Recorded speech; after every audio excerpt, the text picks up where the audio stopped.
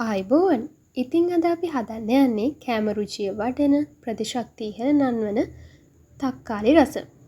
අපි බලමු කොහොමද හදාගන්න කියලා.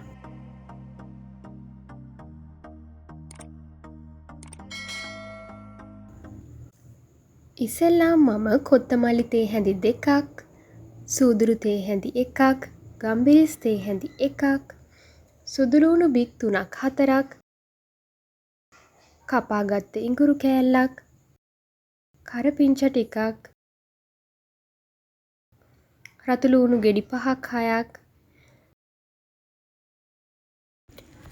සියඹල දිය කරගත්ත වතුර කෝප්ප කාලක් එකතු කරලා මේ ටික හොඳට ග්‍රයින්ඩ් කරගන්නවා.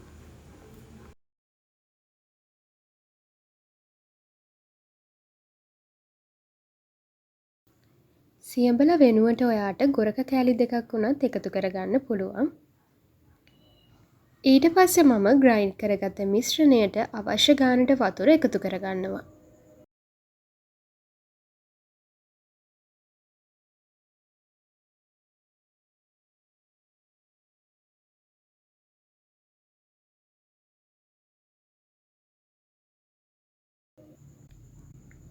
දැන් ලිපේ තියලා පොඩියට කපාගත්ත තක්කාලි මේ විදිහට එකතු කරගන්නවා. මම තක්කාලි ගෙඩි 4ක් විතර පොඩියට කපලා එකතු කරගත්තා.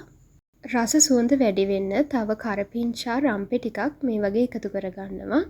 පොඩියට කපාගත්ත තක්කාලි රසම් එකේ හොඳට දිය වෙනකන් අපි මේක උතුර ගන්න ඕනේ.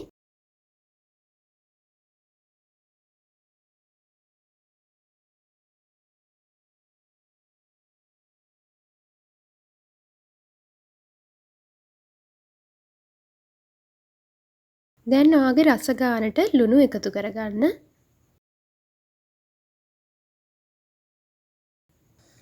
දැන් මේ වෙලාවේදී හරිම සුවඳයි මේ රසම් එක. දැන් මම මේකට පොඩියට කපාගත්ත රතුලුණු ටිකකුත් මේ වගේ එකතු කරලා ලිප ඔෆ් කරගන්නවා. ඉතින් මේ රසම් එක බත් එක්කත් පාන් එක්කත් කන්න පුළුවන්. කන්න බැරි කෙනෙක්ට බොන්න දෙන්නකෝ. කෑම රුචිය වඩනවා හරිම රසයි. ඉතින් ඔයත් මේ විදියට හදලා බලන්නකෝ. ආයෙත් දවසක ලස්සන වීඩියෝ එකකින් හම්බ වෙමු. සුබ දවසක්.